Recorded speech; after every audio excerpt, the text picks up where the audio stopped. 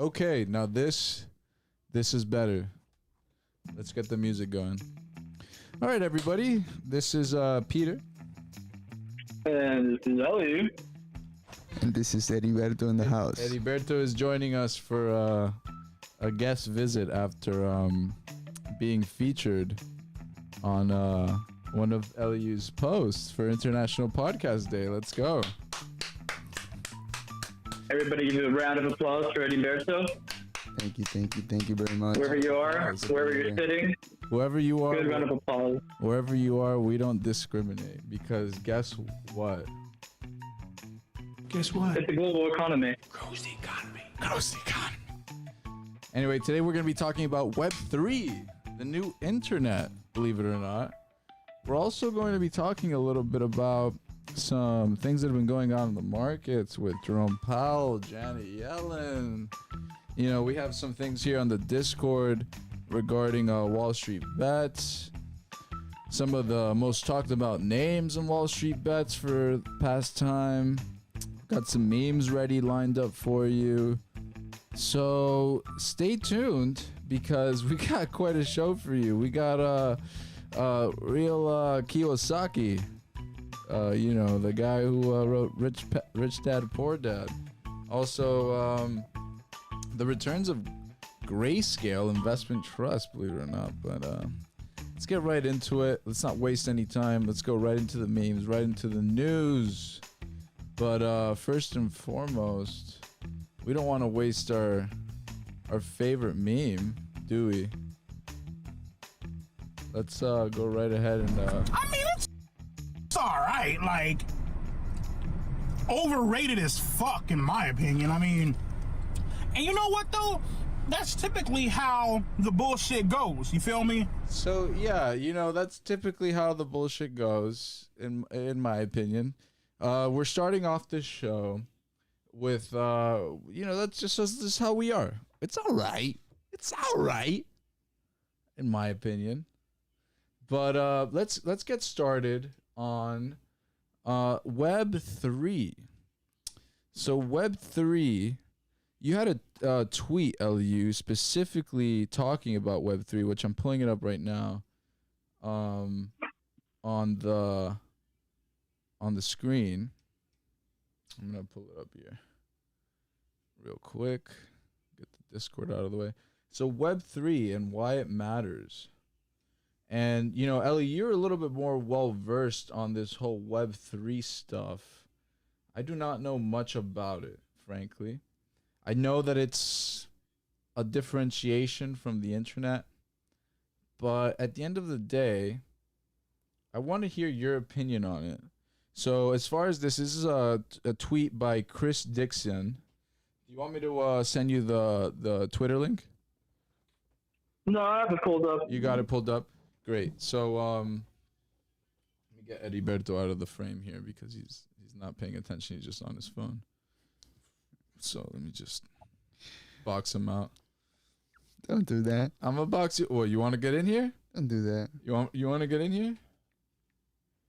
What's the deal here? But all right, I'm gonna box him out for a little bit. He's a little boxed out. I'm gonna leave his leg there. His leg there.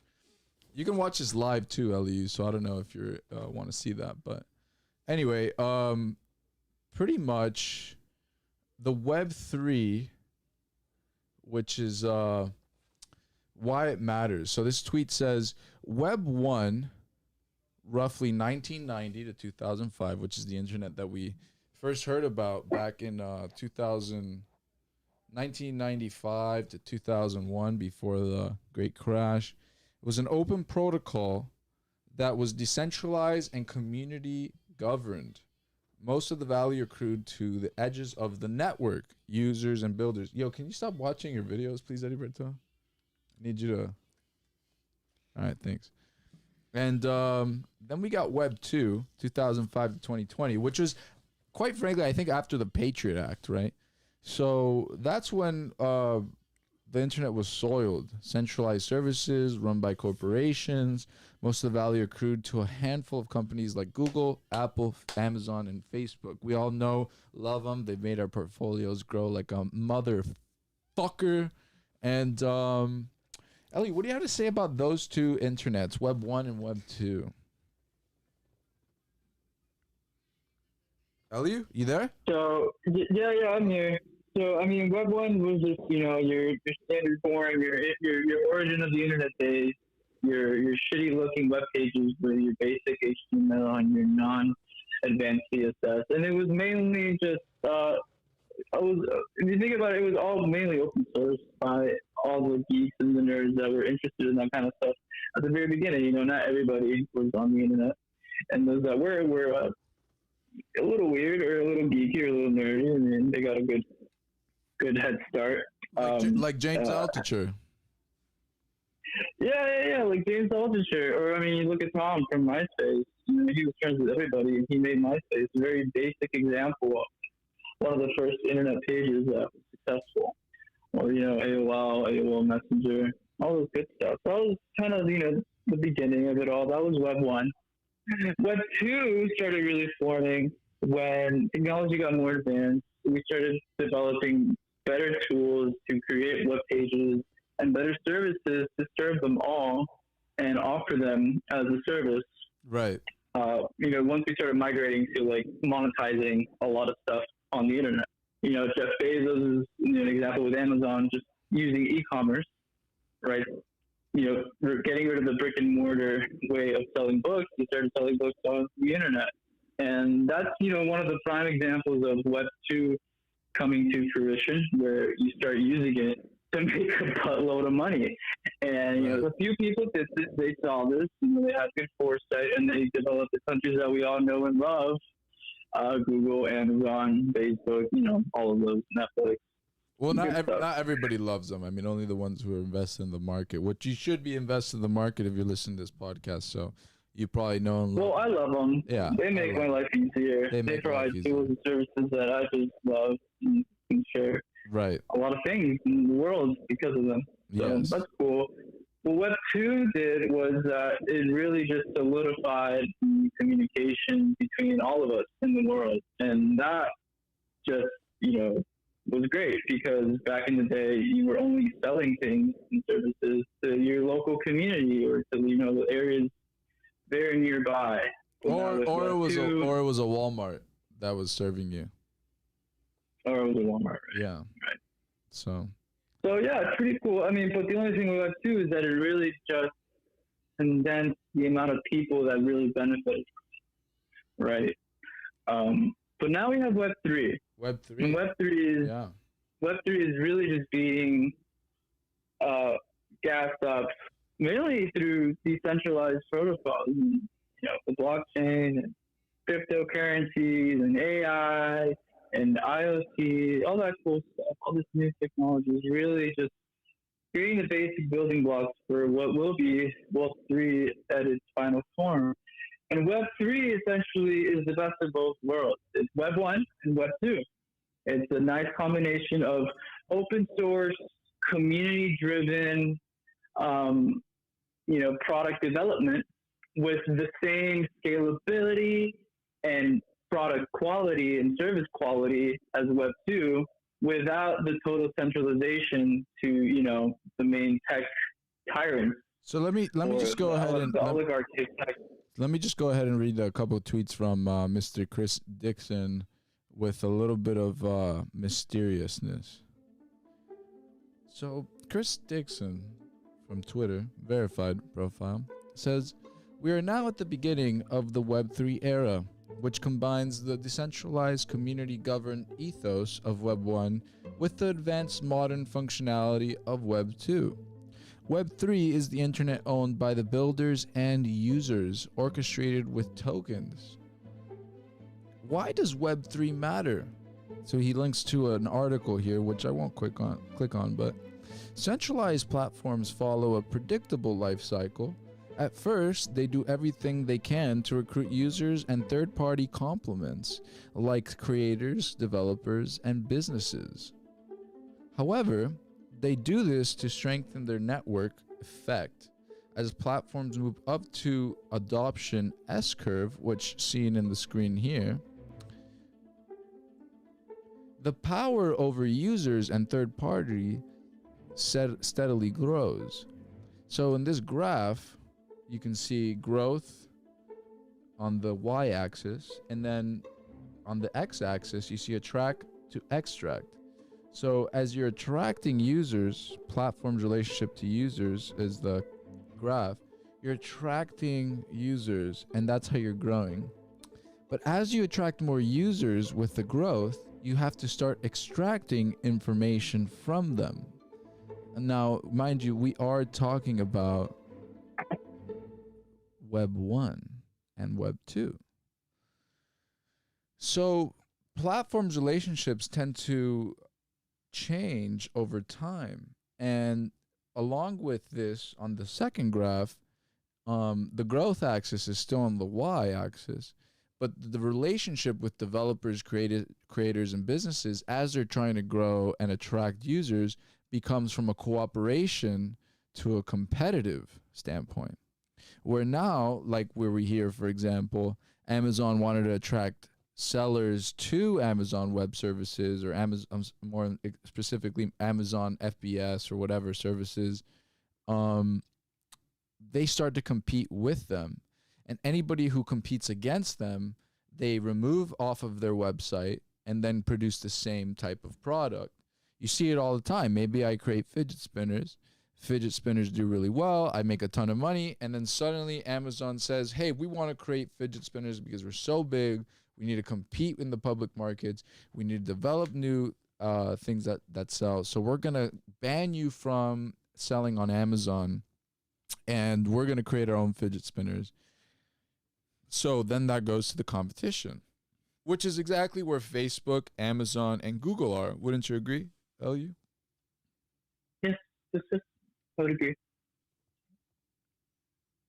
So go on, if you must, if you will, if you please can.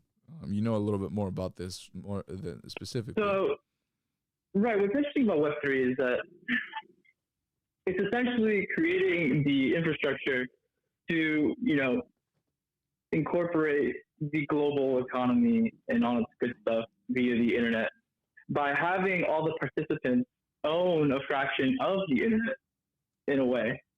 And that, is awesome because now everybody has access to the efficient and scalable network to build products on and applications, but also not getting completely effed over by these giant tech tyrants, and completely having them exclude you from even playing the game in the first place.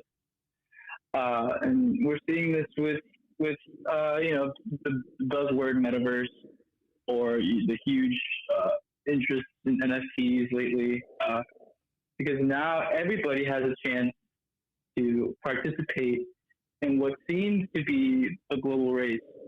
Right, like what Mr. Dixon says, Web3, the ownership and control is decentralized, much like crypto. Users and builders can own a piece of the internet services by owning tokens, both non-fungible tokens like NFTs and fungible. Tokens give users property rights and the ability to own a piece of the internet, as opposed to being like a crony capitalist system where only a few rule the pie, in a sense, correct?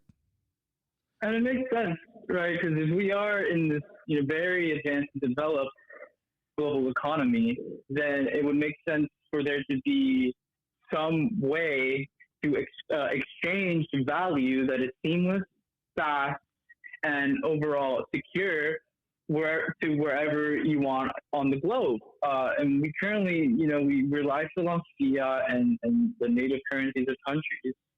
So, like I'm going to go into cryptocurrencies. With cryptocurrencies and NFTs, you now have the ability to exchange value for services and products from anywhere, all through, Web3, right? And these currencies and NFTs are created by people and participants that wouldn't have otherwise have the capabilities of doing so at such a viral scale, because right now really everything is solely dependent on Mark Zuckerberg or Jeff Bezos and how their products do, and you're kind of limited. You're really bounded by them.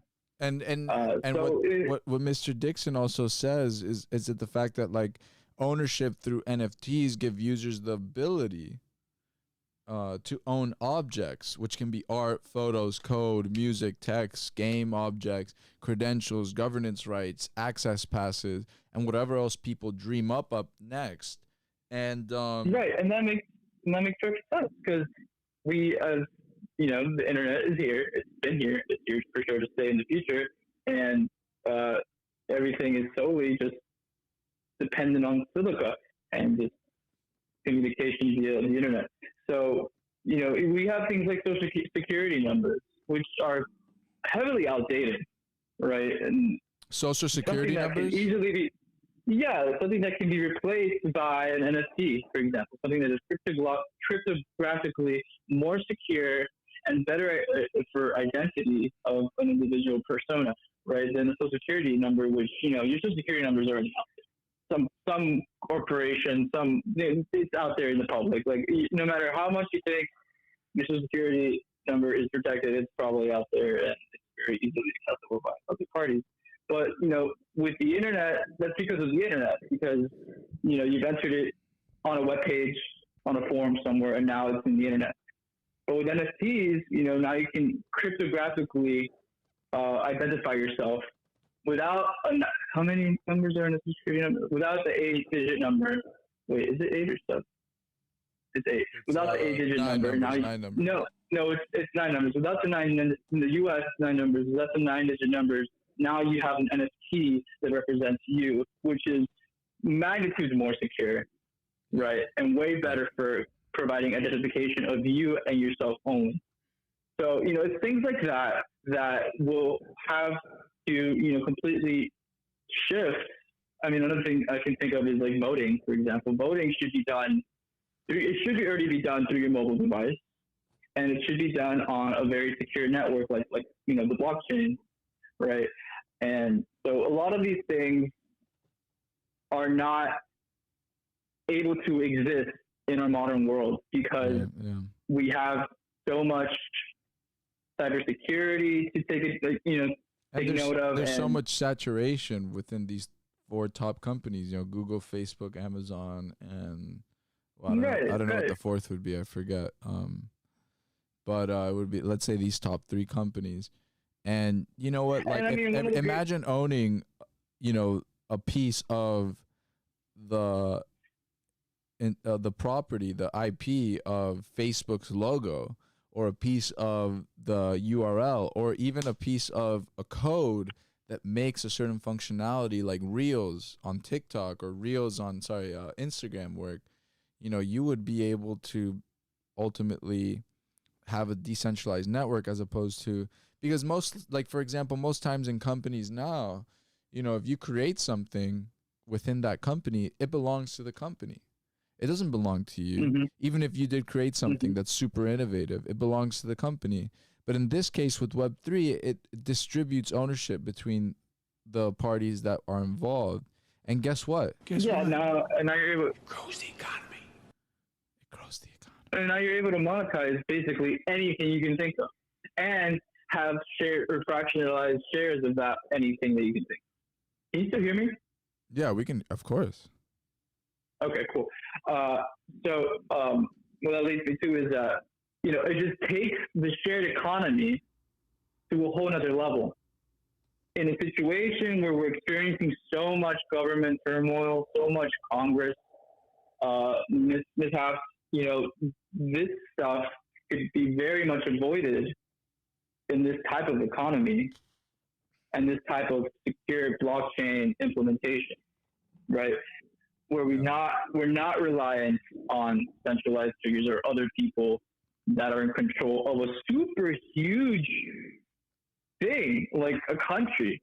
Right now, we disperse all that governance to any participants in a project or on a blockchain or whatever government entity you want to think of. So that's what Web3 is all about. That's kind of like what its goals are. That's the ambition of Web3. And Oh, Jesus. surely it's looking like it. If you look at El Salvador, there's things happening. Things are happening. This is One example I want to Listen, give that's recently happened. just before you continue, Ellie, we gotta take a quick word from our sponsors. Just Oh, that's right. Joe Biden. Joe Biden. Joe Biden. I hope you're listening, Joe Biden. Biden. I hope you're listening. But real quick, gotta take a quick word from our sponsors.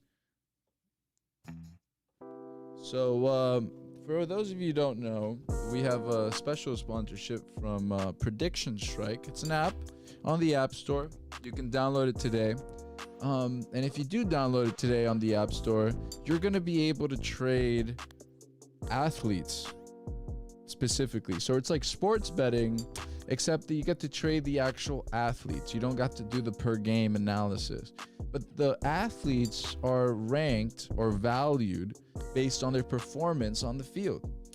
So if you use Prediction Strike, you're basically able to participate in the sports betting world. And we all know how well DraftKings has done since it's gone public. Also, Dave Portnoy's stock, I forget the name of the stock that Dave Portnoy runs, but it's all sports betting. I'm not big on sports betting, so this is a perfect app for me where I can just bet on athletes and ask my sports betting friends, which are the athletes you think are going to do well this year in XYZ. So you buy basically a stake in the athlete and you get to benefit from the ground up. And if you do download the app Prediction Strike on the App Store, link in the bio, please be sure to use the code CHUNKS. Use the code CHUNKS when you sign up. You'll be able to access all the athletes from NFL, NBA to MLB, which is basketball, baseball, and football.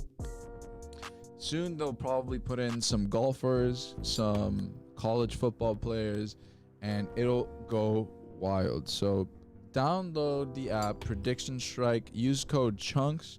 Please use code CHUNKS when you download the app, and be sure to check them out. I think it's a really cool app, and I totally misspelled strike on our banner here. It's supposed to be Prediction Strike, but it says Prediction Strike. It's Prediction Strike. I will fix that after the podcast. Forgive me, I will fix that. But please download Prediction Strike and be sure to check them out. So now back to our showing. Anyway, going back to Web 3. What do you think? How do you think that went? How do you think that went? I can't believe you misspelled church. I know, man. I'm working, man. You've been busy. I know you're moving. I know you've been going, beating this illness and whatever. I've been working all by myself, bro. If you were here, I'm sure I wouldn't have made that mistake. I've been real busy too, making money, trading, keeping up with the news, putting together this show. So, I made a mistake. Hey, we're all human, We're all human. Yeah, man, it happens to all of us.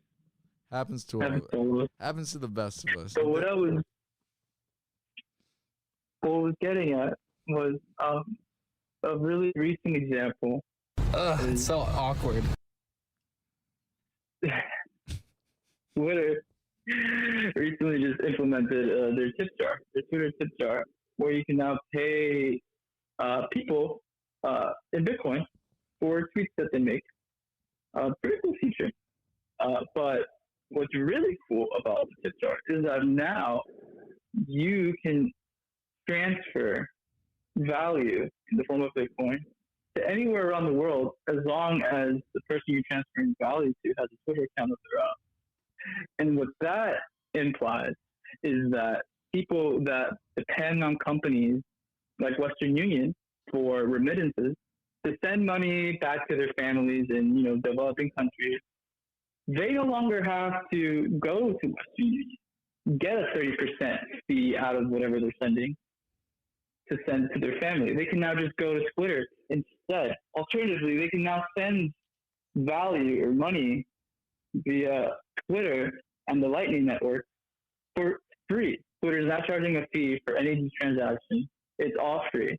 And it basically just cuts out any companies like Western Union out of the mix, which is very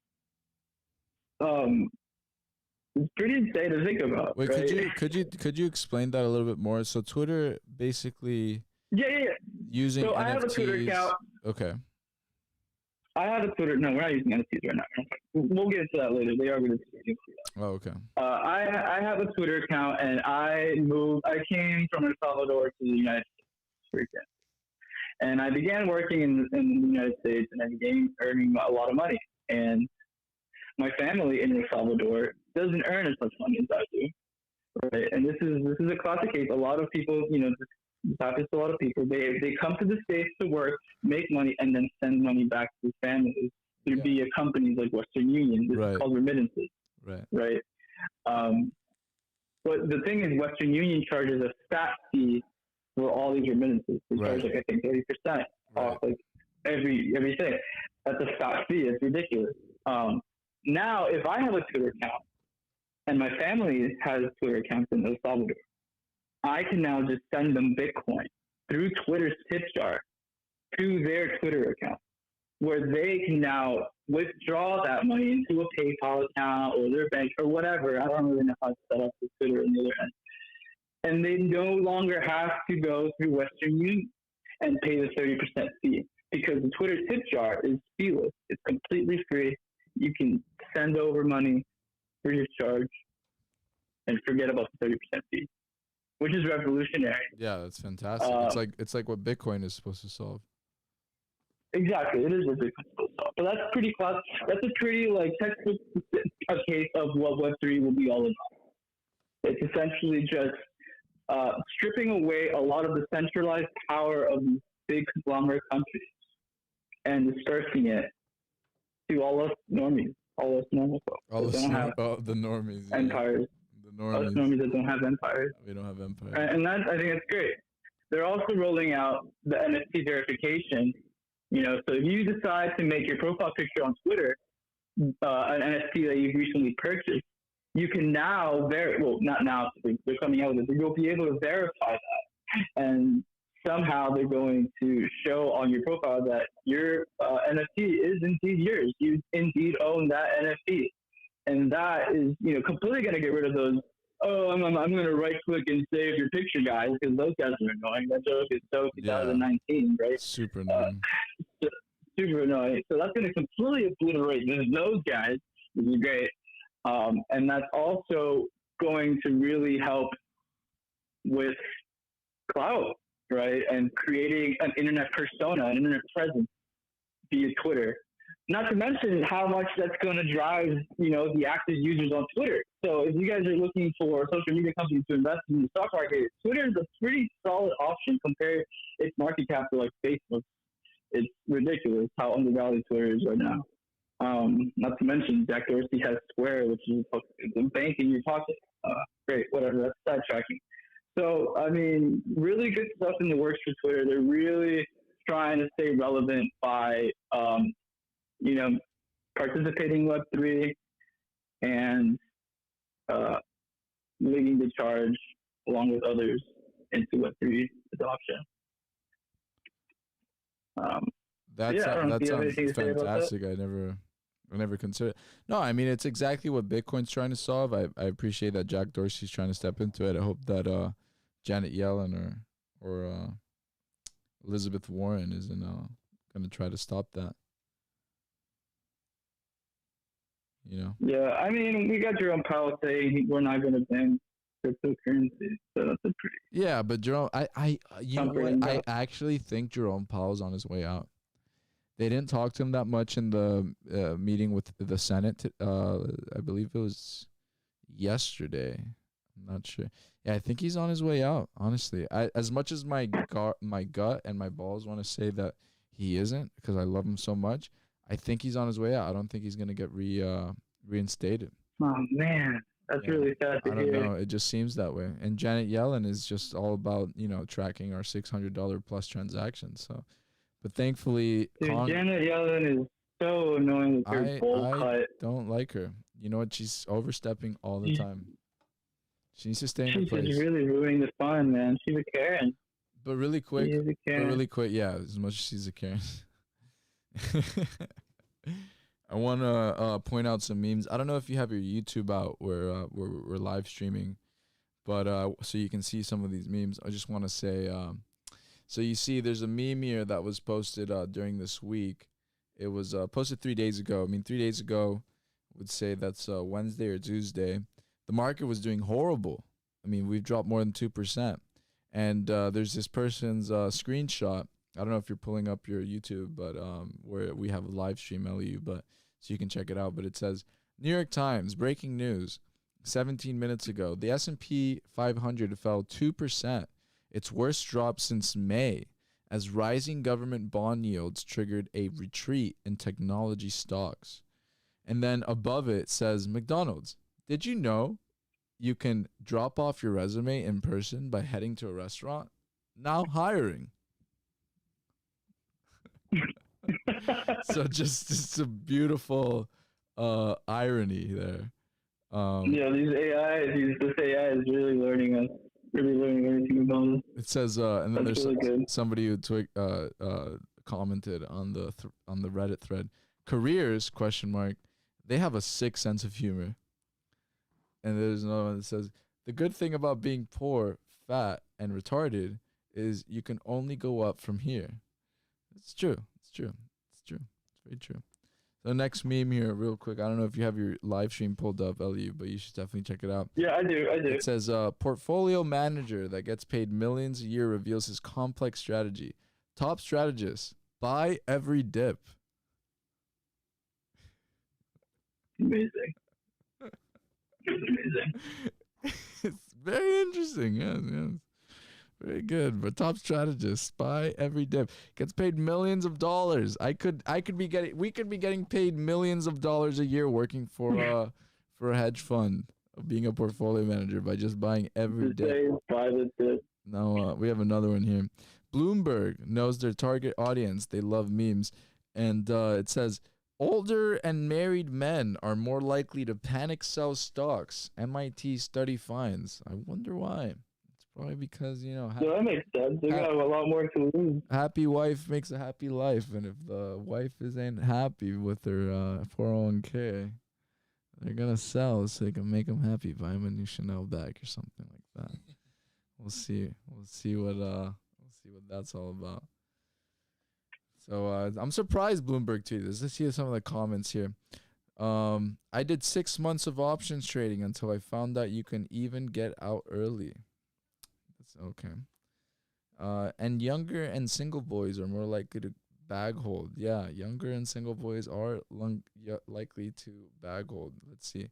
Oh, this is a good one. Waking up to this really pissed me off.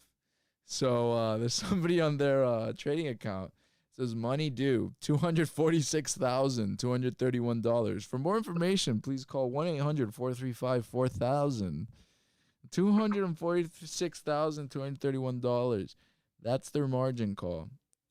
Usually they use funny words like capital or funds or margin, but not with you. For you, they just straight up said money due. So with that much money, it's money due. They're not even using a margin call. That I think is I feel that pain, not with that amount of money, but that I definitely feel that pain with those losses.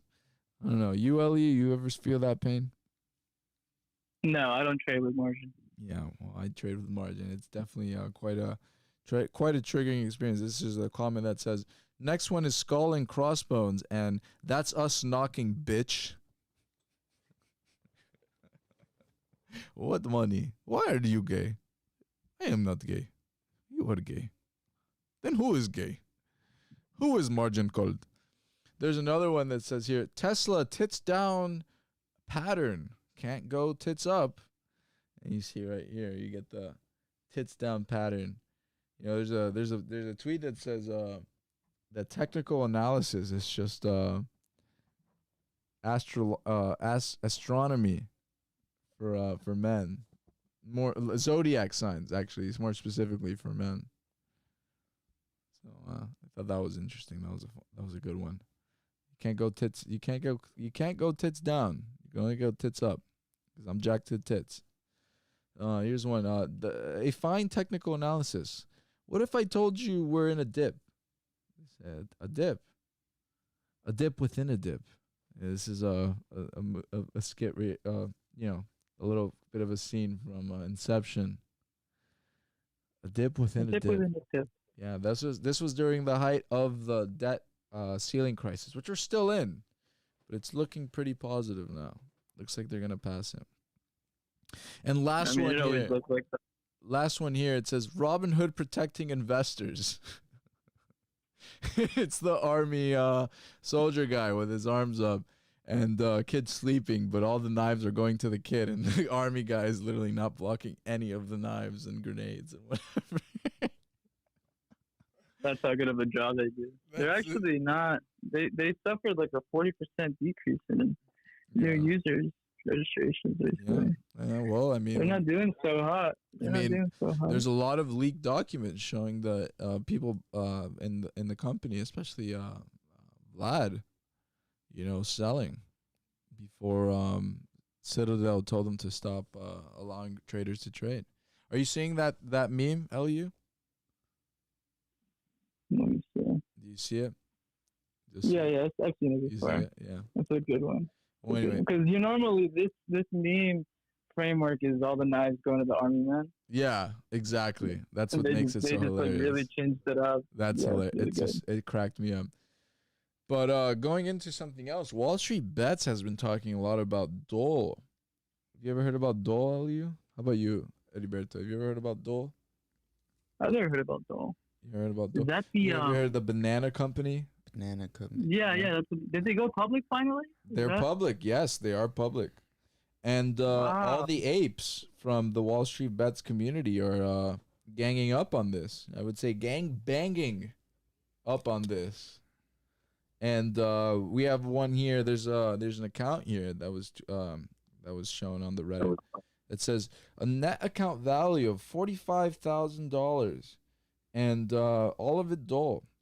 They bought at $15.85, 2,831 shares, and a call for October 15th, 2 weeks away, I believe. Yeah, today's October 1st, 2021, for $17.50. They bought 10 calls. Nice. So that shows a lot. Let's see what some of the other apes are saying. Let's see what the other apes are saying.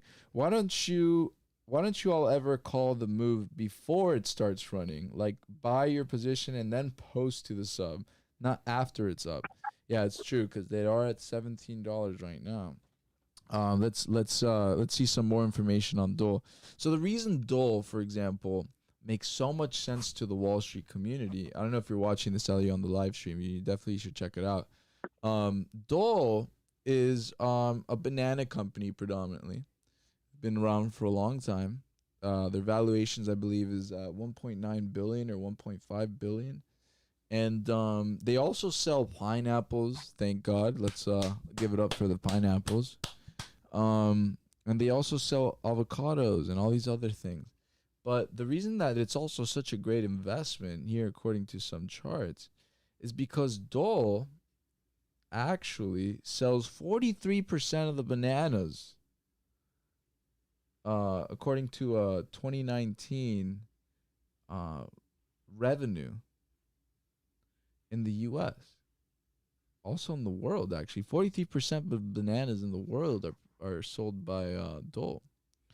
And then according to another 2019 geographic mix, oh, my bad. So in the U.S., it's 43%. But the world, it's actually, so the world is 43%, and then North America, it's 68%. It's a pretty big number of bananas that they're selling out there, you know what I'm saying? I don't think that's something to forget. Let's go to the other statistic. Then we have some growth opportunities, which are fantastic. You know, most of the bananas, like I said, are sold in the U.S. They're number one in North America for selling bananas. So for us apes, for the apes of Wall Street Bets, I would consider myself a proud member of the losing class, of the Wall Street Bets class. They're the number one seller of bananas in North America, number 3 in Europe, and for pineapples, abacaxi is how they say it in Portuguese. like pineapple chunks. You know, we have to support our fellow brethren. They're number 2 in North America and number 3 in Europe. Hey, you know, I'm feeling more enticed to invest in Dole. Not a financial advice, but it's just something that we've seen in the Wall Street Bets community. They also sell freshly packed vegetables. They're a leader in the North American industry. They sell spinach. You know, we know what's this guy's name? Popeye. Popeye loves spinach. You know, with all. Yes, he does. That's why he's got his forearms. That's how he's got those forearms. That's why he's so swole. Let's go. It's not even his biceps. They're number. You know, I was they're like number 2 in North America. I was pretty old when I realized that they were his forearms and not his biceps. It like clicked the other day. It's like, whoa, he doesn't have strong biceps. They're all his forearms. What does spinach do to your forearms? It's making them so big. All you have to do is get a tattoo of an anchor. Exactly. Thank you. And then you're good. And you know, believe it or not, they're actually the number 1 exporter of grapes globally. Dole, number 1 exporter of grapes. So and then there's a lot of opportunity in avocados. I don't know how much opportunity there's in avocados because, you know, the cartel is affiliated with avocados. I know they're smuggling avocados into the U.S. I think they got rid of drugs. Not really in the drug business anymore. They're more in the avocado business. It's unfortunately affecting the butterflies of specifically the monarch butterflies, unfortunately. But there's potential, I'd say there's a little bit of potential there, you know, with the avocados. So spinach and raspberry, let's go. So great. So just a little bit of information worth noting. You know, let me just pull up a graph here of Dole ticker. It just makes sense. This whole article on Reddit is on Wall Street Bets has been taking a lot of notice. Right now they're at $15.71. Let's see their market cap, $1.49 billion. Pretty big. But also quite low for the number 1 seller of bananas in the United States, especially if there's a bunch of apes running around starting to invest. So I don't know if everybody's run out of money after the stimulus, but you know, it seems pretty good. You know, it's pretty good. Pretty good. I don't know. I'd say take a look at Dole. Take a look at Dole. They just went public. Let's see how far away they went public. They just went public around August 20th of 2021. Or July, something like that. Let's see with the max. Yeah, looks like around July 30th, actually, 2021. So I don't know. It's interesting. Worth checking out. Worth checking out indeed. But hey, Peter, I'm about to sign off. Oh no, you're gonna sign off? We're about to look at some TikTok finance investors. No, I gotta go, man. I'm signing off right now. Mhm. Well, just before you go, let's look at something really quick with Robert Kiyosaki. So Robert Kiyosaki has been talking a lot about the next stock market dip. Here's a tweet from him from September 26, 2021. Giant stock market crash coming October. Why? Treasury and Fed short of T-bills, gold, silver, Bitcoin may crash too. Cash, best for picking up bargains after crash. Not selling gold, silver, Bitcoin, yet have lots of cash for life after stock market crash. Stocks dangerous, careful. So he's said this many times before, and he's been, touting this. But each time he's touted it, the market has just kept going up. And it's like, why would you take advice from a rich dad, poor dad guy? You know, he just wrote a couple books. And, I don't think he's necessarily quite able to predict this type of thing. So, if anything, that's more of a bottom signal than anything. Right. I don't think he's really able to. Here's a perfect chart. don't know if you're looking at the live stream, but Um, so right here it says we have back in 2011, Robert Kiyosaki was saying, for the educated, an economic crash is the best time to get rich. Guess what? The crashing is not over. And you saw a little dip there, the S&P. And then we have Rich Dad radio show, new show, cash in on the crash. A little dip there.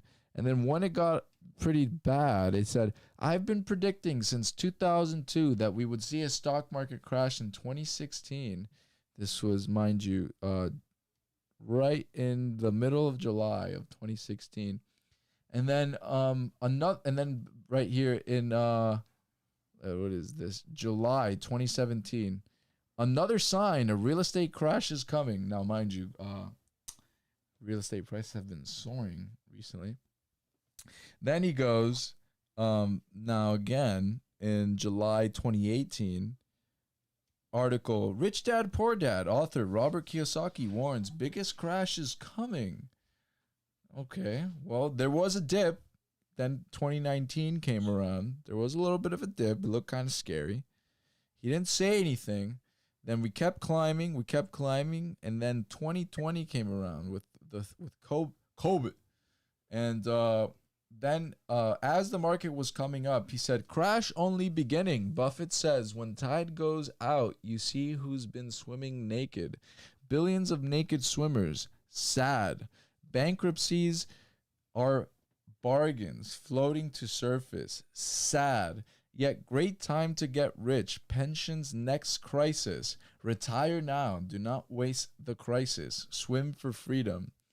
Then we were pretty much reaching the same levels as we were prior to COVID.